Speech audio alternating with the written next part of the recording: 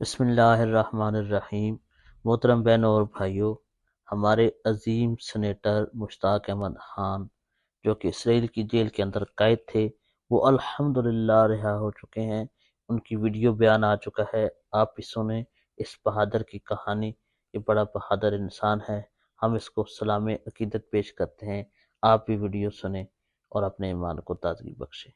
150 ساتھیوں کے ساتھ اردن پہنچ چکا ہوں اور الحمدللہ 5-6 دن اسرائیل کے بدنام زمانہ نیگیو ڈیزرٹ جیل کے اندر رہنے کے بعد ہمیں رہائی مل چکی ہے۔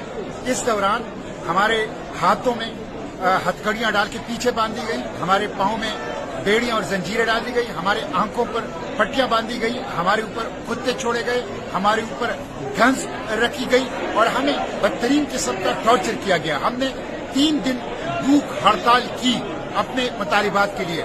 نو access to air, no access to drinking water, no access to medication, no access to life, کسی قسم کی چیز تک ہمیں رسائی نہیں تھی ایک بدنام زمانہ جیل تھا، لیکن الحمدللہ ہم رہا ہو چکے ہیں اور فلسطین کی آزادی کی جدوجہد جاری رہے گی۔ اس ناکہ بندی کو ہم توڑیں گے، بار بار اس کے لیے جائیں گے، غزہ کو بچانے کے لیے کوشش کریں گے اور جو جینوسائیڈ کے مجرم ہیں ان مجرموں کو کیفر کردار تک پہنچائیں گے انشاءاللہ۔